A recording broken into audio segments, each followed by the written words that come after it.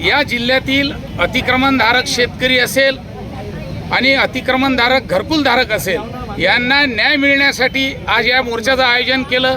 सरकारचे जे धोरणं या अतिक्रमणधारकांच्या बाबतीत आलेले आहेत, मग सौर ऊर्जा प्लांट असेल किंवा आदिवासींसाठी जमीन एमसँडसाठी वापरण्याची जी ही तरतूद केली आहे, या विरोधात या ठिकाणी तसंच अतिक्रमणधारकांचे घरकुल ज्यांच्या अतिक्रमणात आहेत त्यांचीसुद्धा जागा नियमाकुल करण्यासाठी आज या मोर्चाचं आयोजन करण्यात आलेलं।